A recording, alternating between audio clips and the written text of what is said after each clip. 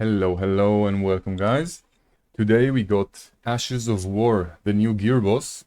So far only 3 floors and it's very doable for anyone, but you do need Blooming Empousa because this boss is designed around her and Dot, which is interesting. I actually like the mechanics. It's pretty nice to figure out.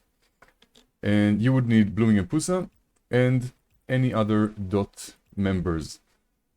For the best team to get to use, I found Fanny and Agares. Fanny and Agares, the best ones, because they do AoE, and you will need it. And Hati, as much as she's good, her dot, the pestilence that she applies, doesn't become thorns. Like Empousa can't convert the dot that Hati applies, so it doesn't really benefit us.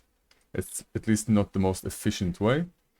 So what the boss does here is every 20 seconds, at least that's what it says, but it's not really every 20 seconds, he summons hands around a random ally of yours, and you need to destroy them in time. So I'll touch on that in a second. His ult, every time he reaches 80, 50, and 20% HP, so 3 times, he will do a purple bar, and you will need to break it to continue with the fight. If you don't break it, he will do a lot of damage and recover 20% HP. So the thing is with this boss is that every dot you apply to the hands that he summons is applied as well to the boss. And when the boss ults, he's untargetable. So you can't just spam ults on him.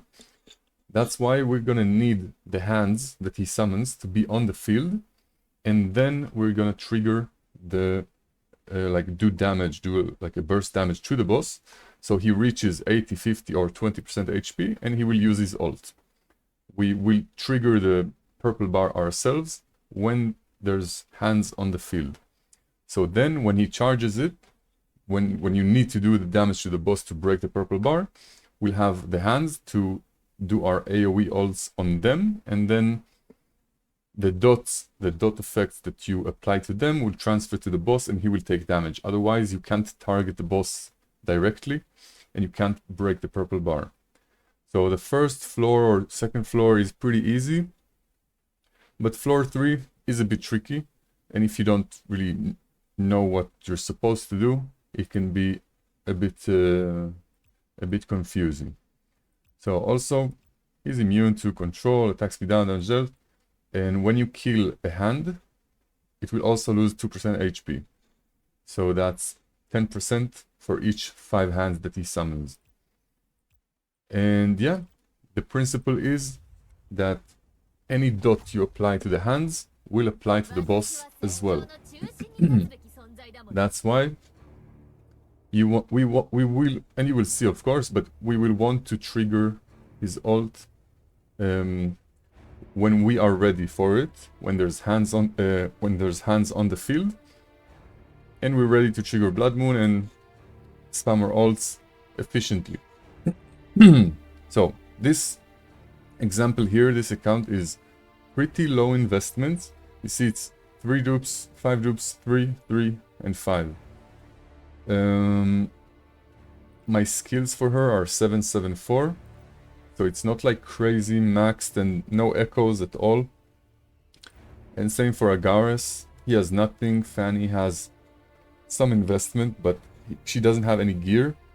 But again, the thing with Blooming Empousa is that any dot you apply to someone with a different unit transforms into thorns, which is a dot by Blooming Empousa. So your Fanny attack doesn't even matter, because once she applied the dot,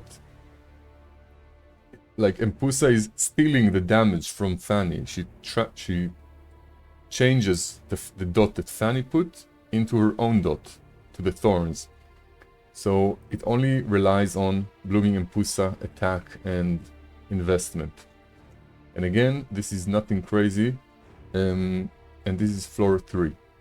So I'll walk you through the rotation and the stages, and we'll get right into it. So, with this positioning, you can just do Akka and Fleeting Bella on auto, and then you see Fleeting Bella is close to Empousa, she will go into it. The first rotation is pretty easy, because he summons it right on the beginning.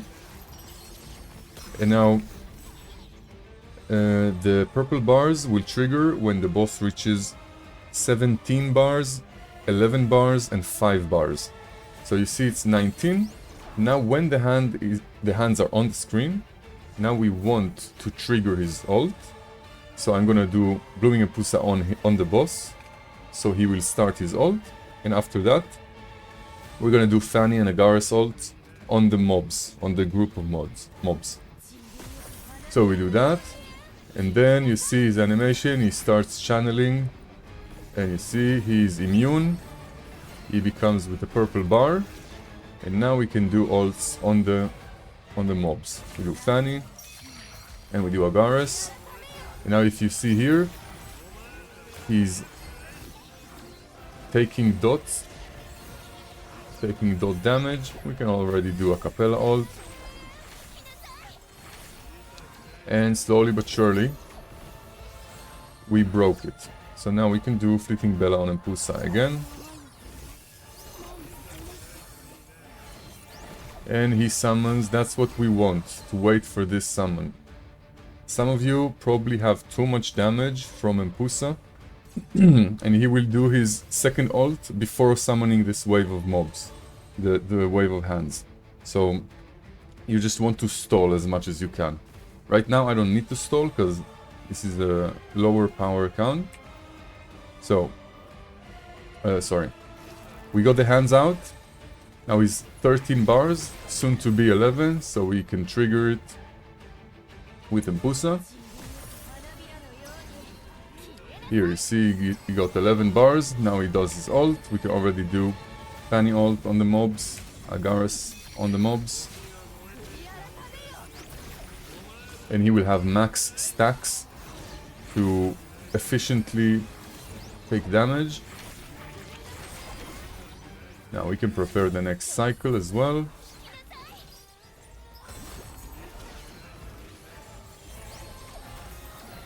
I'm gonna do Fleeting Bella on Empousa. Remember, the only one dealing damage is Empousa in the end. After this attack, he will summon more hands. See his kick, like the red effect on the kick. Now we can trigger his ult. And already do Fanny and Agares on the mobs.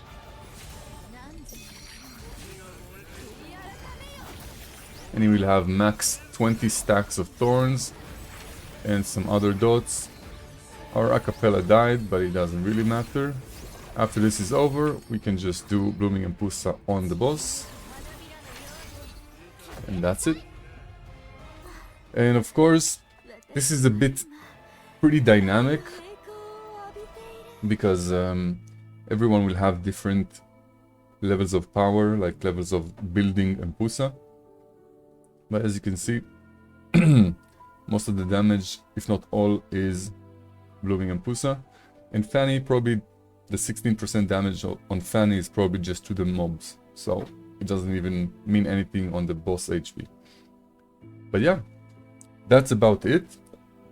That's the main thing you want to understand, that you need to have the hands on the field before you trigger the boss ult. If he triggers the ult without hands on the field, you don't have any way to deal damage to the boss.